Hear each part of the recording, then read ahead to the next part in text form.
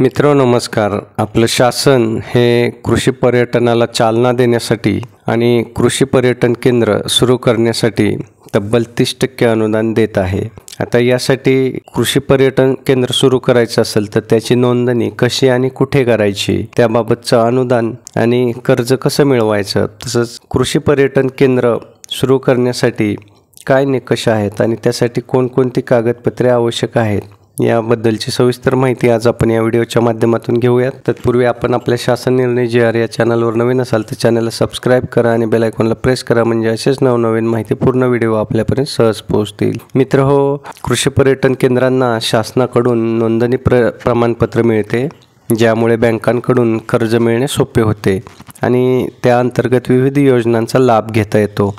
एकाच छताखाली पर्यटकांना वेगवेगळ्या गोष्टींचा आस्वाद आपल्याला या कृषी पर्यटन केंद्राच्या माध्यमातून देता येतो आणि जे कोणी कृषी पर्यटन केंद्र चालक असतात त्यांना या पर्यटकांच्या माध्यमातून आर्थिक उत्पन्न मिळवता येतं. मित्र, कृषी पर्यटन केंद्र म्हणजे शेतीशी संबंधित व्यवसायांना पर्यटनाशी जोडणारी जागा, जिथे अभ्यागतांना शेतीमधील अनुभव, निसर्ग आणि ग्रामीण जीवनाचा आनंद घेता येतो, ज्यामुळे शेतकऱ्याला उत्पन्न मिळतं आणि पर्यटकांना शिक्षण व मनोरंजन मिळतं. शेतात पर्यटकांना आकर्षित करून शेतकऱ्यांचे उत्पन्न वाढवण्यास प्रोत्साहन देणारी कृषी पर्यटन केंद्र योजना आपल्या देशामध्ये राबवली जात आहे. त्या अंतर्गत राज्य सरकारने कृषी पर्यटन केंद्रांना नोंदणी, मार्गदर्शन आणि विविध योजनांचा लाभ मिळवून देण्यासाठी धोरणे तयार केली आहेत. महाराष्ट्र शासनाने 2005 मध्ये कृषी पर्यटन विकास महामंडळ ATDC स्थापन केले असून ग्रामीण विकास, शेतकऱ्यांचे उत्पन्न वाढवणे तसेच पर्यटकांना ग्रामीण जीवनाचा अनुभव देणे यासारख्या अनेक उद्दिष्टांना सरकारकडून पाठिंबा मिळतो. आता या कृषी पर्यटन केंद्राच्या नोंदणीसाठी मित्रहो आपल्याला महाराष्ट्र पर्यटन विकास महामंडळाच्या संकेतस्थळावरती जायचे. त्याची संकेतस्थळ जे आहे ते maharashtra.tourism.gov.in असं आहे. या संकेतस्थळावरती आपल्याला ऑनलाईन अर्ज सादर करावा लागणार आहे आणि या अर्जासोबत 7/12 उतारा, आधार कार्ड, वीज बिल, नोंदणी शुल्क आणि आवश्यक परवान्यांचे पुरावे जोडावे लागतात.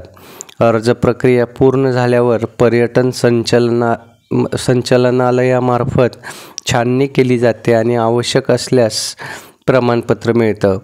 आता यासाठी अनुदान आणि कर्ज व अन्य सुविधा आहेत. त्यासाठी कृषी पर्यटन केंद्रासाठी महाराष्ट्र सरकार नोंदणीकृत पर्यटन केंद्रांना 30% अनुदान देऊ शकते.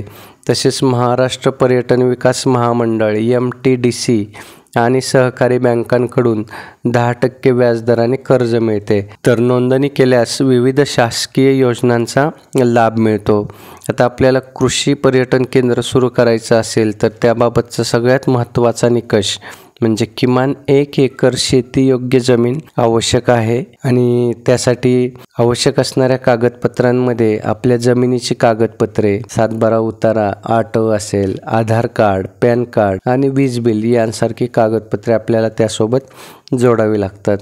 तर अशा प्रकारे मित्रहो आपण सुद्धा कृषी पर्यटन केंद्र सुरू करू शकता आणि अतिशय सोप्या पद्धतीने आपण बघितलं नोंदणी कशी करायची आणि त्यासाठी कागदपत्रे कोणती लागतात. ती सर्व कागदपत्रे आपण जुळवाजुळव करून नोंदणी करून जर कृषी पर्यटन केंद्र सुरू केलं तर नक्कीच आपली आर्थिक उन्नती होईल. आपल्याला 30% अनुदान मिळेल आणि आपल्या भागातील शेतकऱ्यांचा जो काही उत्पादित माल आहे त्याला सुद्धा चांगले ग्राहक मिळतील आणि अर्थातच त्यामुळे चांगला दरही मिळेल. मित्र, व्हिडिओ आवडला असेल तर व्हिडिओला लाईक करा.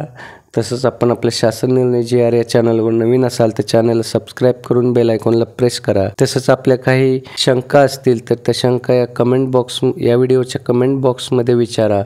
आपल्या शंकांचं निरसन करण्याचा प्रयत्न केला जाईल. धन्यवाद.